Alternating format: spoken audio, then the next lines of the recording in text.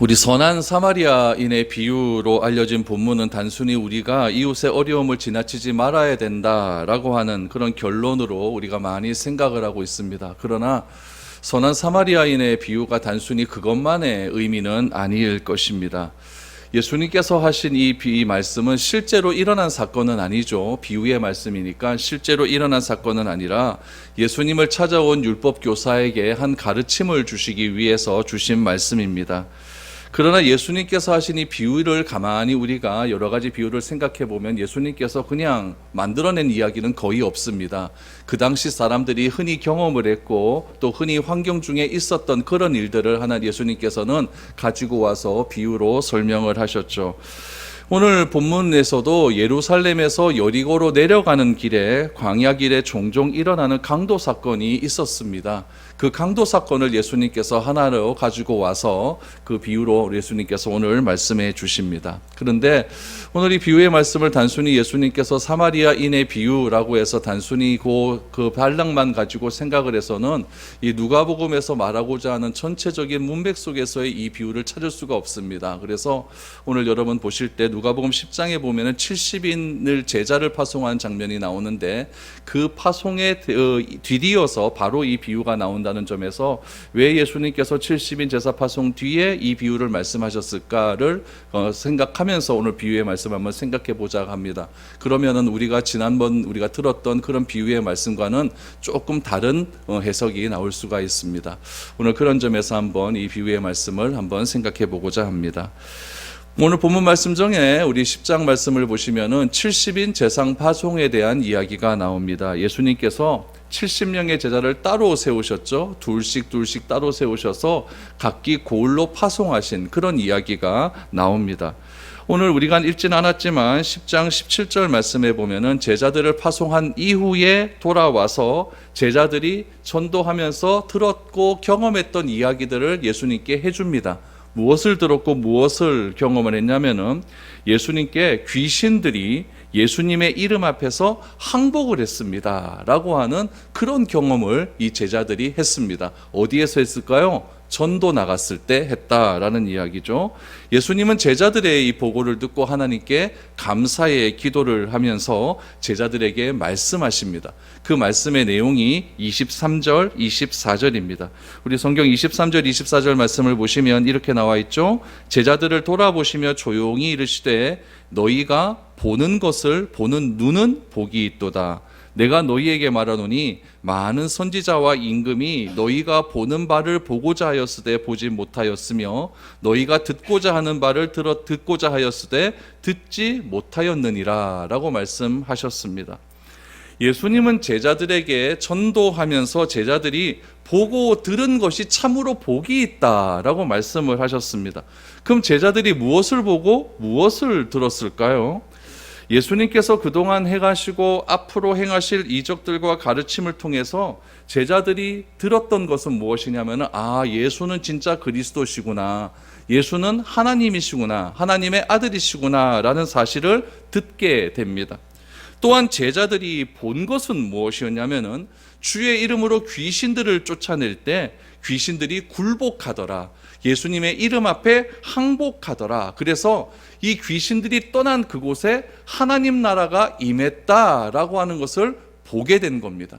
여러분, 이것은 놀라운 경험이죠. 보고 들었다는 이야기죠. 그런데 예수님께서 이 위에 말씀 23절, 24절 말씀을 하실 때에 23절에서는 너희가 보는 눈이 복이 있다라고 말씀을 하시면서 24절에서 많은 선지자들과 많은 임금들이 지나갔지만은 그 선지자와 임금들은 너희들이 보았던, 제자들이 보았던 그 예수가 하나님의 아들이라는 사실, 그리스도라는 사실, 또한 귀신들이 물러나고 하나님 나라가 임했다라고 하는 그 사실을 경험하지 못했다라고 말합니다.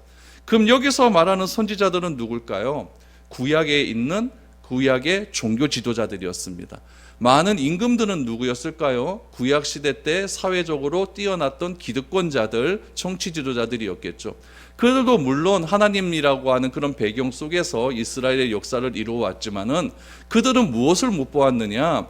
예수가 하나님이라는 사실을 못 보았고, 또한 예수님을 통해서 하나님 나라가 그 땅 가운데 실현되는 것을 경험하지 못했다라는 이야기죠. 그러므로 예수님께서는 제자들에게 말을 합니다. 이 복음이라고 하는 것은 특정한 개인과 특정한 민족들에서 한정되어서는 안 되는 것이고, 복음은 모든 민족에게 전파되어야 되는 것이고, 복음은 모든 민족들이 경험해야 되는 그런 것이다 라는 것을 제자들의 전도 보고를 통해서 교훈적으로 말씀하신 것이 70인 제자 파송의 결론입니다. 그리고 나서 이 말씀을 마친 후에 바로 율법교사가 예수님을 찾아온 겁니다.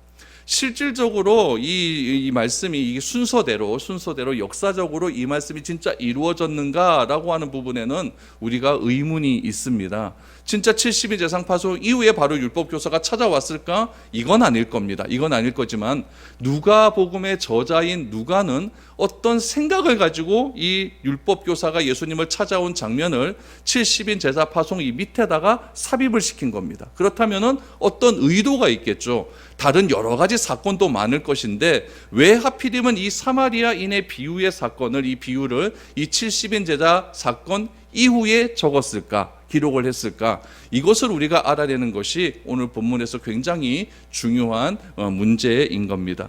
오늘 이런 관점에서 오늘 본문의 말씀을 한번 보시기를 바랍니다. 25절 보시죠. 어떤 율법교사가 일어나 예수를 시험하여 이르되 선생님 내가 무엇을 하여야 영생을 얻으리이까?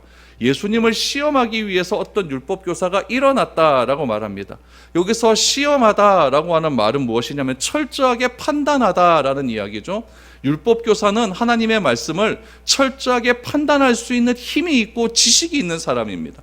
근데 오늘 특별히 보시면 율법교사가 일어났다라는 것은 앉아 있었다는 이야기죠. 이것은 무엇을 의미하냐면은 예수님께서 서서 사람들에게 가르치고 있고 사람들은 앉아 있었다라는 이야기죠. 예수님의 어떤 가르침을 다 하고 난 다음에 율법교사가 예수님을 향하여 무엇인가 질문하기 위해서, 오늘 본문 말씀을 보면 철저하게 판단하기 위해서, 시험하기 위해서 일어나서 질문하는 장면을 오늘 25절에는 이렇게 묘사하고 있는 겁니다. 그럼 율법교사가 시험했다라고 하는 말에서 우리가 조금 생각해야 될 것은 무엇이냐면은 그 당시에 율법교사라고 하는 것은 선생님 아닙니까? 랍비예요. 그럼 랍비는 그 당시에는 아무나 될 수 있는 게 아니거든요. 어떤 자격증을 요구합니다. 그래서 어떤 학교에 있어야 되고 학교에서 또 수련을 받아야 되고 어떤 시험을 통과해야 랍비라고 하는 자격을 주는데 예수님은 자격이 있었을까요? 없었을까요? 예수님 최종 학렬은 없습니다. 최종 학력이 없어요. 근데 랍비들은 최종 학력들이 대학원 졸이에요. 그러니까 이 랍비의 입장에서는 이거 좀 기분이 나쁜 거죠. 내가 가르쳐야 되는데 이거 최종 학력도 없는 이런 사람이 말씀을 가르치는데 자기보다 더 많이 오는 거예요, 사람들이. 그러니까 이 율법교사는 굉장히 이거는 기분 나쁜 거죠. 그래서 이 시험하다라고 하는 말을 적은 이유, 특별히 철저하게 판단하라고 하는 의미의 시험하다를 적은 이유는 그런 의미에서 우리가 생각을 할 수가 있는 겁니다. 내가 너보다는 뛰어나다는 이야기죠. 내가 너보다 뛰어나다. 그렇기 때문에 이 율법교사가 영생이라고 하는 말을 딱 끄집어내는 겁니다. 하나님의 말씀, 율법에 있는 영생이라는 말을 딱 끄집어내서 잘 보세요. 내가 무엇을 하여야 영생을 얻으리이까? 이렇게 질문합니다.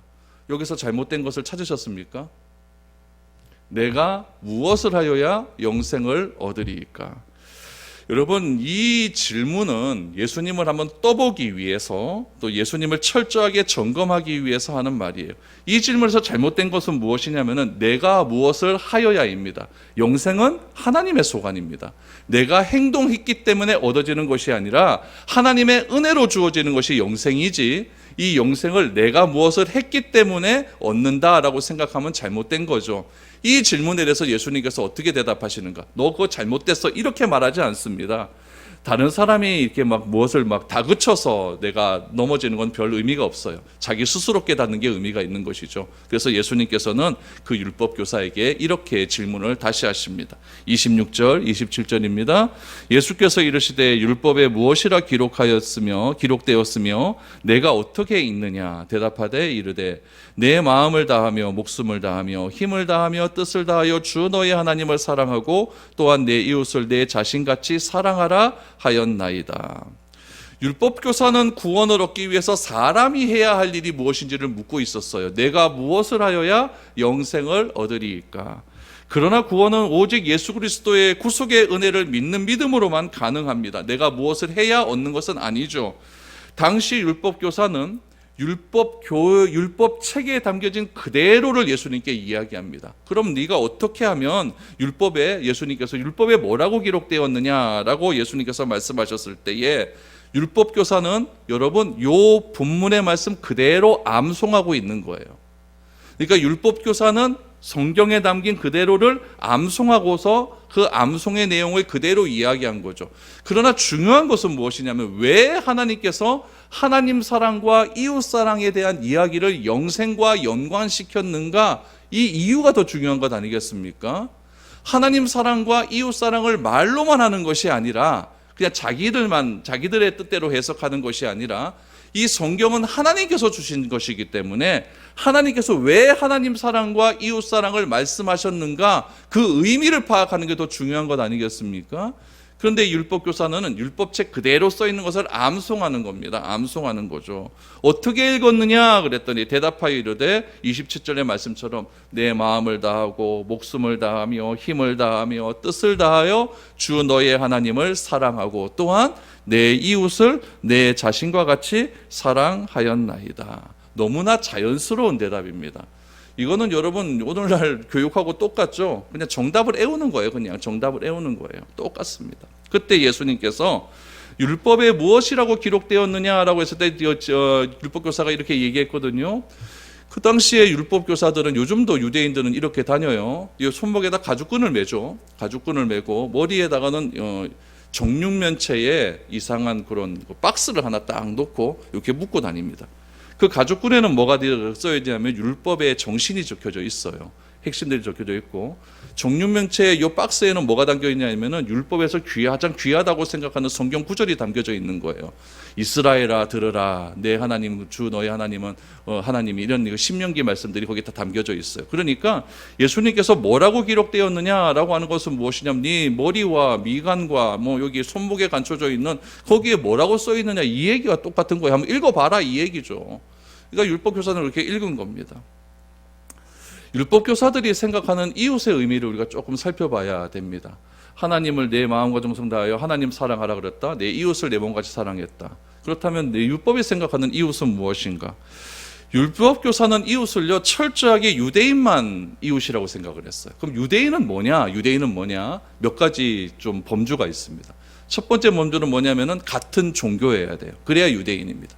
또 하나는 뭐냐면은 같은 동족이어야 돼요. 이건 뭐냐면은 아브라함의 후손이어야 된다는 얘기죠. 혈통적으로 내가 아브라함의 후손이어야만 유대인입니다. 또 하나는 뭐냐면은 같은 지역에 살아야 돼요. 하나님이 택하신 가나안 땅 거기서 살아야만 유대인이고 그 사람만 이웃입니다. 다른 사람은 다 죄인이에요. 죄인이고 이방인이라고 그렇게 표현했었죠.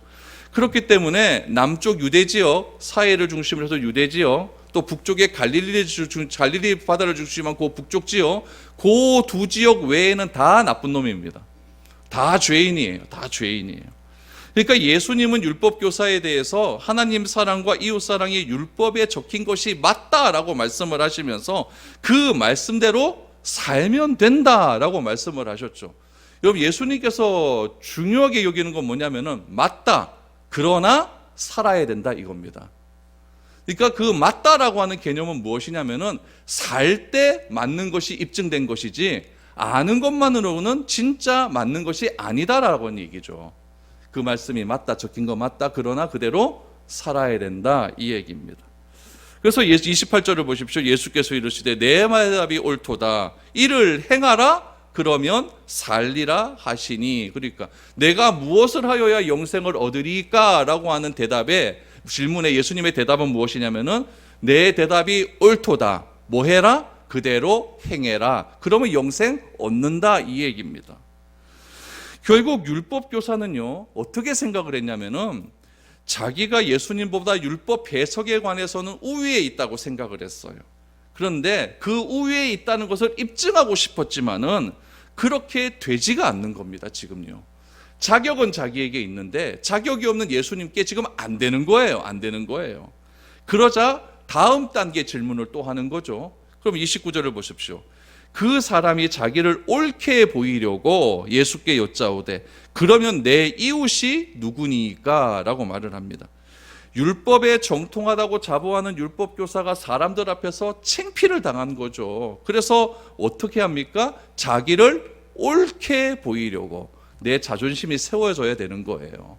그러니까 내 모든 것이 다 무너진 거죠. 사람들 앞에서 옳게 보이려고 또 묻는 겁니다. 내 이웃이 누구이니까? 예수님께서는 율법교사가 생각하고 있는 이웃의 개념 속에는 오로지 자기들만 생각하고 있는 자신들의 종교, 동족, 그 지역, 요거 외에는 다른 사람은 이웃이 아니다라고 생각하는 것을 다 알고 있었어요. 다 알고 있기 때문에 율법교사에게 예수님께서 그에게 가르침을 주시고자 하나의 비유를 드신 겁니다. 그 비유가 선한 사마리아인의 비유예요. 그럼 사마리아인의 비유의 내용이 어떤가? 다 알지만은 간단하게 살펴보겠습니다. 30절입니다. 예수께서 대답하여 이르시되 어떤 사람이 예루살렘에서 여리고로 내려가다가 강도를 만나매 강도들이 그 옷을 벗기고 때려 거의 죽은 것을 버리고 갔더라. 예루살렘은 해발 760m, 여리고는 지면에서 250m 아래입니다. 그러니까 세계에서 제일 낮은 도시가 기네스북에 올라가 있어요. 여리고로. 그러니까 여리고하고 예루살렘과 여리고의 고도 차는 1000m입니다. 그러니까 이렇게 내려갈 수밖에 없는 거죠. 여리고는 예루살렘에서 동쪽에 있어요. 동쪽에서 한 36km쯤 가면 됩니다. 근데 그 가는 길이 재밌어요. 그 가는 길이 도로가 쫙 나여 있는데 그 가는 길이 여러분 잘 아는 광야입니다. 유대 광야예요. 그러니까 그 예루살렘에서 여리고로 가는 길은 아무것도 없습니다. 아무것도 없고 그냥 광야만 있어요. 한 중간쯤 가다 보면 오른쪽으로 빠지는 데가 있는데 거기 가면 선한 사마리아인의 여관이라고 진짜 하나 있습니다. 만들어 놨겠죠. 그렇죠? 장사 잘 됩니다. 거기. 근데 다 광야예요. 다 광야. 그러다 보니까 그 당시에는 오늘날처럼 뭐 전기가 있습니까? 뭐가 있으면 아무도 없으니까 거기 내려가다 가다가 강도 맞는 사람들이 비일비재했던 거예요. 진짜로 많이 일어났던 일들이죠. 그 일들을 예루살렘 사람들도 알고 있었고 여리고 사람들도 알고 있었던 거예요. 우리나라도 옛날에 관양에 과거 보러 가면은 대구에서 갈 때 문경세제 넘어가지 않습니까? 문경세제가 99곡의 고개라고 그러잖아요. 거기 가다가 맨날 강도한테 잡혀갖고 다 털리고 거기를 통과해야 한양 가서 시험 보는 건 아닙니까? 그러니까 여리고 가는 길도 그런 거예요. 여리고 가는 길도 예루살렘 가는 길이 굉장히 이게 힘든 그런 강도의 길이 있었습니다. 그런데 예루살렘으로 여리고로 내려가는데 누가 갔다 그럽니까? 어떤 사람, 불특정입니다. 불특정인. 그러면은 예수님은 어떤 사람이라고 생각을 했는데, 얘기를 했는데, 이 율법교사는 이 어떤 사람이 누구라고 생각을 했을까요? 유대인이라고 생각을 하죠. 사마리아 이방인은요, 인간이 아니라 죄인입니다. 그러니까 어떤 사람이라고 했으니까 예수님이 말하는 어떤 사람의 의미를 이 사람은 율법교사는 그 사람은 유대인이다라고 이렇게 생각을 하는 겁니다. 생각을 하는 거죠. 어떤 사람이 길을 걸어가고 있었어요. 길을 걸어가고 있는데 도둑이 출몰하는 그 길에서 완전히 다 난리가 난 거죠. 강도를 만났다. 여러분 이 사람이 왜 강도를 만났을까요? 그럼 왜 그 밤중에 거기에 이렇게 내려갔을까요?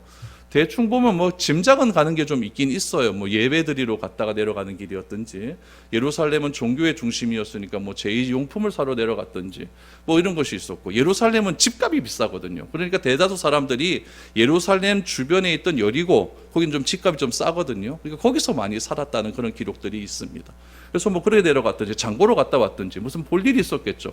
갔다가 내려오다가 강도 만난 곳입니다.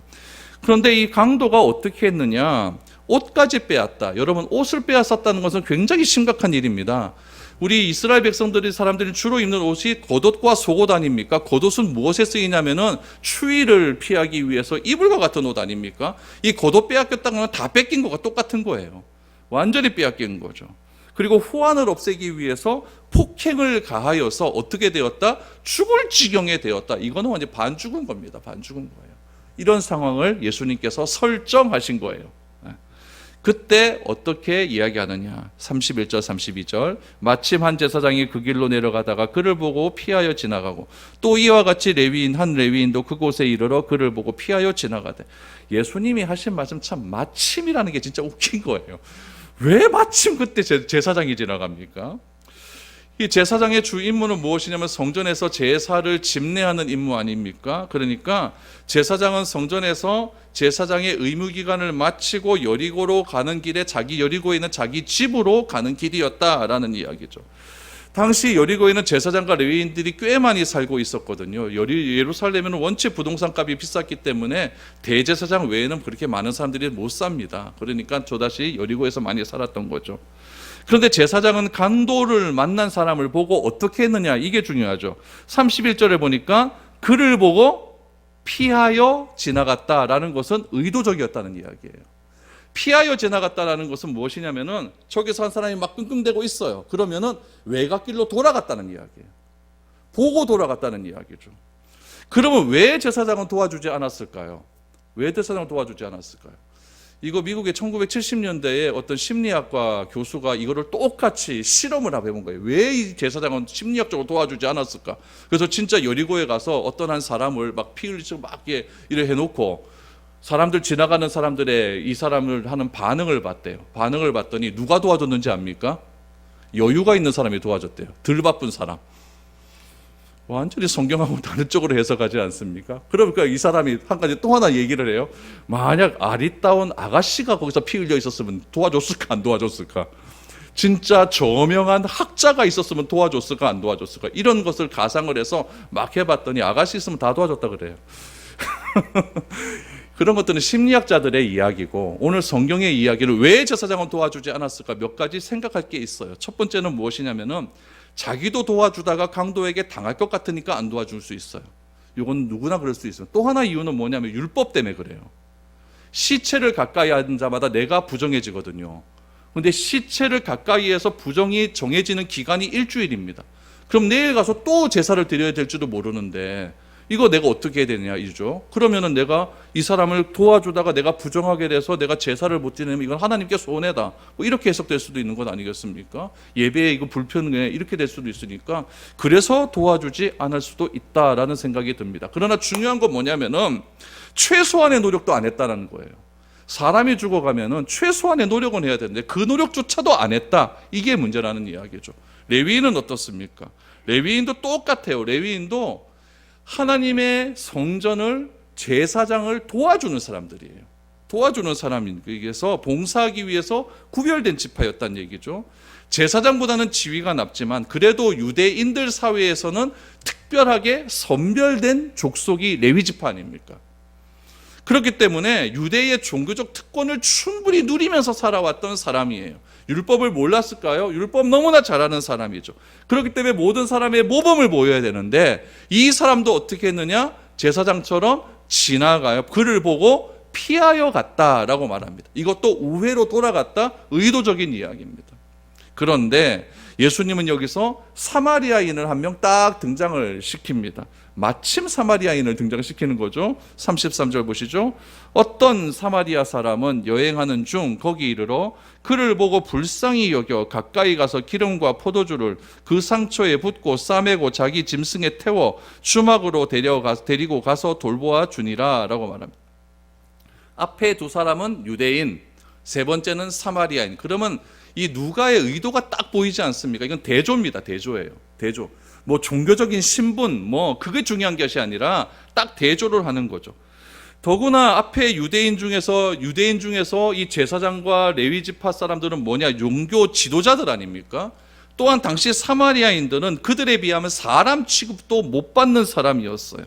예수님은 여기서 누구를 등장시키느냐? 사마리아인을 딱 등장시킴을 통해서 교만하고 완악한 유대주의자들과 강한 대조를 보여주고 있는 거예요. 당시 유대인들은요, 이 사마리아 사람들을 어떻게 대했느냐? 입에도 말하지 않았습니다. 사마리아 이런 말도 안 해요. 제가 3년 전에 갔다 왔잖아요. 제가 사마리아 땅 세겜을 딱 들어갔거든요. 딱 들어가자마자 전화가 왔어. 렌트카 회사에서.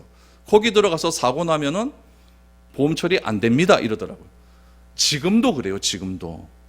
지금도 사마리아 땅에는 아랍 사람들이 살고 유대 사회에서는 유대인들이 사는데 저는 유대인 렌트카를 빌렸거든요. 그때 딱 그러더라고요. 그러니까 지금도 그런 민족적인 갈등들이 있는 거예요. 그러면 그때 당시에는 오죽했겠습니까?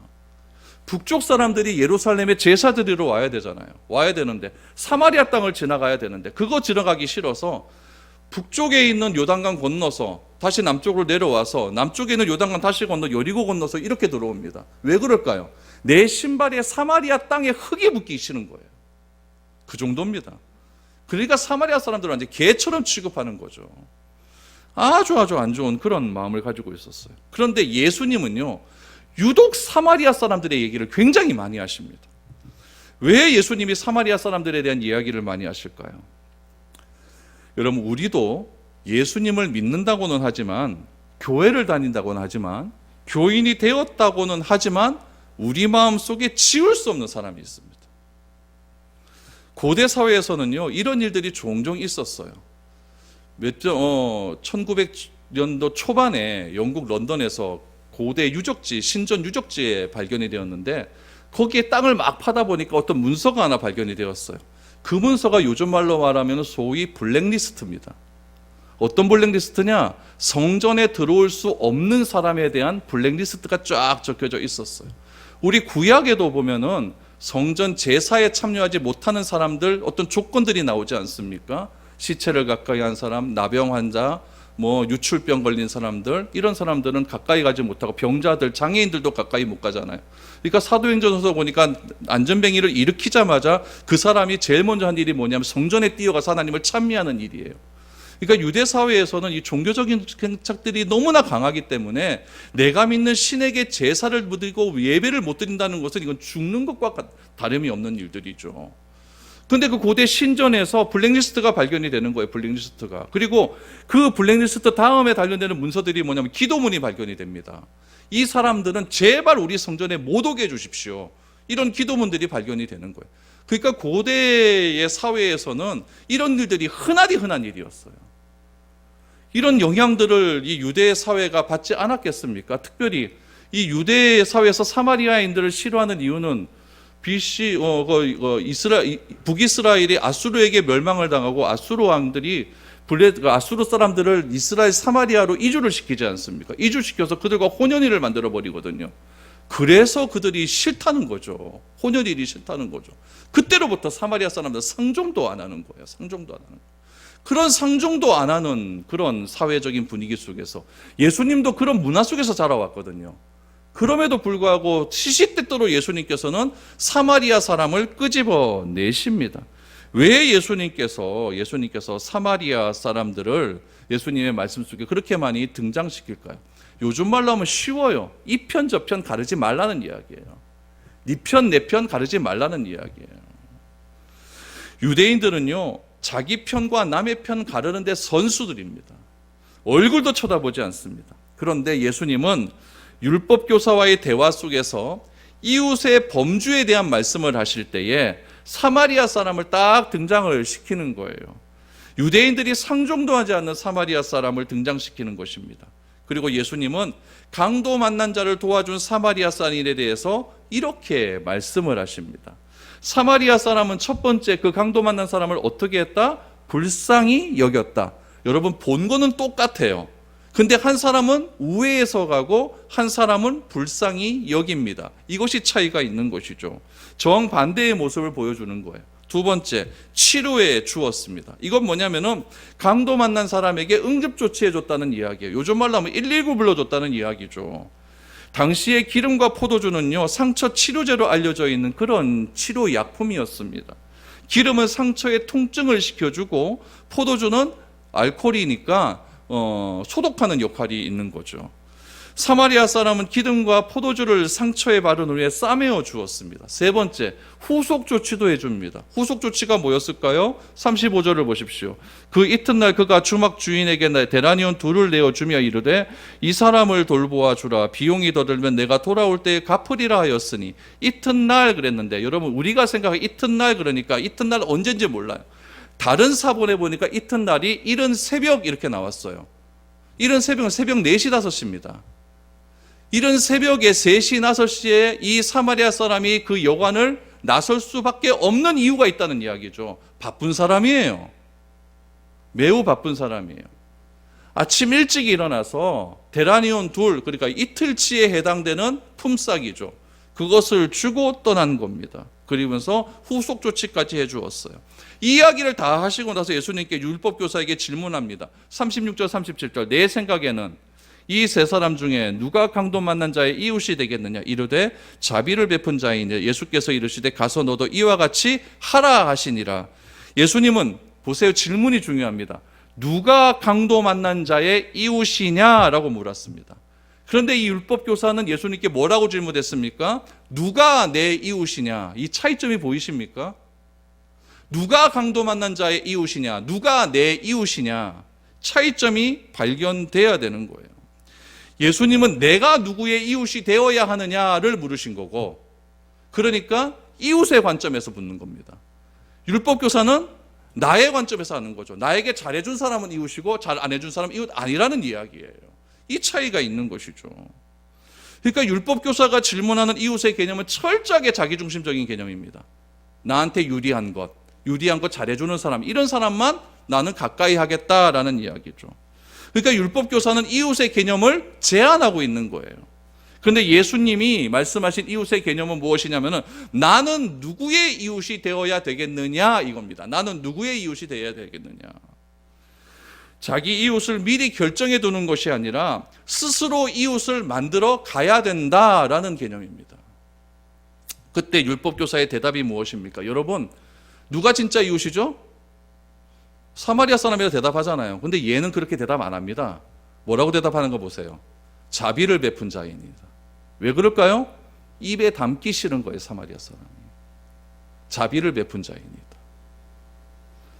예수님께서는 이 비유를 통해서 민족적이고 인종적 제한을 두고 있는 유대인들에게 이웃의 개념을 다 무너뜨리시는 거예요. 그리고 그들의 원수처럼 여기는 이방인도 이웃이 될 수 있다라고 하는 사실을 말씀해 주는 것이죠. 완전히 KO패 당한 겁니다. 이웃을 사랑하라라고 율법엔 기록된 건 걔네들은 다 외우고 있어요. 근데 한 가지 놓친 건 무엇입니까? 행하지 않는 거예요. 그리고 또 하나 놓친 건 무엇입니까? 이웃은 내가 제한해선 안 된다라는 이야기죠. 율법교사는 자비를 베푼 자인이다라고 하면서 여전히 사마리아인에 대한 배타적인 태도를 가지고 있음을 우리는 알 수가 있는 겁니다. 그러면 사마리아인의 비유에서 예수님께서 하시고자 하는 말씀을 찾아야겠죠. 아까 70인의 제자파송과 더불어서 70인 제자파송을 하면서 예수님은 23절에 보니까 제자들에게 보는 것을 또 보는 눈은 복이 있다라고 말씀을 하셨습니다. 유대인의 조상이라 할 수 있는 선지자들과 임금은, 다시 말하면 종교인들과 기득권자들은 보고자 하였지만 보지 못했다라고 기록되어 있죠. 제자들이 그 말씀을 듣고자 하였으나 듣지 못했고, 제자들이 보았던 그것을 보고자 했지만 보지 못했다는 이야기예요. 그렇다면 예수님께서 들려주고 싶었고 보여주고 싶었던 것은 과연 무엇이었을까요? 하나님 나라는 인종과 언어와 색깔 때문에, 피부 색깔 때문에 차별받아서는 안 된다는 이야기입니다. 하나님 나라는 내가 이웃을 제한함으로 누구는 복음을 듣고 누구는 복음을 듣지 말아야 한다는 차별이 존재해서는 안 된다는 이야기입니다. 하나님 나라는 모든 민족에게 다 들어야 되는 전제가 깔려져 있는 거예요. 그래서 사도 바울은 이 말씀을 이렇게 해석을 합니다. 에베소서 2장 13절 14절입니다. 이제는 전에 멀리 있던 너희가 그리스도 예수 안에서 그리스도의 피로 가까워졌느니라. 그는 우리의 화평이신지라. 둘로 하나를 만드사 원수된 것 곧 중간에 막힌 담을 자기 육체로 허시고 라고 말합니다. 전에 멀리 있어서 거리감이 있었다는 이야기죠. 그런데 그리스도의 예수의 피로 이제는 가까워져서 둘이 하나가 되었다. 가까이 멀리 떨어져 있던 담이 있었는데 예수님의 피를 통해서 하나가 되었다라고 말을 합니다. 그러면 담을 사이에 두고 양편에 있었던 사람들은 누구일까요? 유대인과 이방인들입니다. 바울이 말하고 있는 둘은 유대인과 이방인이에요. 유대인들이 아침마다 일어나면서 하는 기도 중에 어떤 기도가 있냐면, 하나님, 나를 이방인으로 태어나지 않게 해주심에 감사합니다. 이런 기도를 매일같이 드립니다. 얼마나 자기 자부심이 강합니까?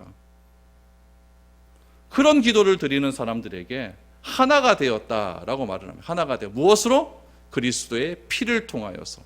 예전에는 멀리 있었지만 이제 너희는 가까워졌다라고 말씀을 하고 있죠. 그렇게 정죄하고 판단하고 자신이 이방인임이 아님을 감사했던 유대인에게 하나가 되어야 됨을 강조하고 있는 겁니다. 그러면 결론이 나오죠. 왜 예수님께서 이 땅에 오셨습니까? 우리를 하나 되게 하시기 위해서.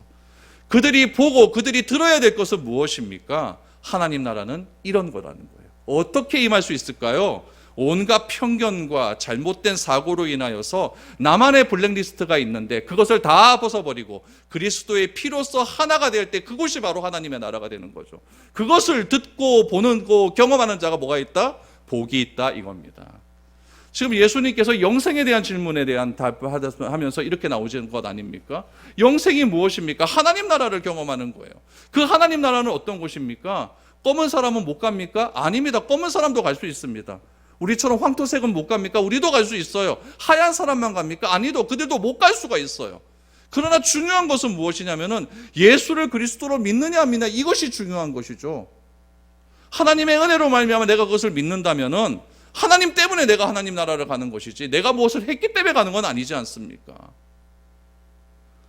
예수님은 이 율법교사에게 그냥 머리로만 아는 율법교사에게 이 사실을 강조하고 싶었던 것이고 이 사실의 확장판으로서 누가는 70인 제자 파송의 뒤를 이어서 이 사건을 기록함을 통하여서 참된 하나님 나라는 편견이 없는 나라고 차별이 없는 날이고 독사굴에 사자굴이 뛰어놓는 그런 하나님 나라이고 어린아이가 뱀의 굴에 손을 넣어도 다치지 않는 해가 없는 그런 하나님 나라임을 우리에게 밝혀주고 있는 것입니다.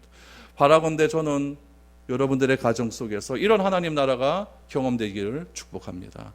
이 교회에서 이런 하나님 나라가 경험되어지기를 소망합니다. 나아가서는 우리가 제안하고 있는 이웃의 담을 무너뜨리시기를 바랍니다. 저 사람은 안 돼라고 생각하지 마시고 나 혼자만의 사마리아인을 저 사람에게 단정짓지 마시고 그 사람도 나의 이웃이라고 하는 생각을 가지셔서 나의 사고의 틀, 이웃의 틀을 넓히시기를 바랍니다.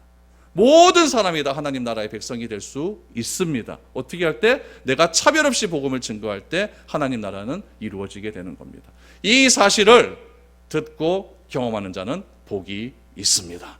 이 복을 여러분 모두가 누리셔서 이 5월 가정의 달에 여러분들이 주변에 이웃이 더욱더 확장되어 갈 수 있는 복된 은혜가 넘쳐날 수 있기를 축복드립니다.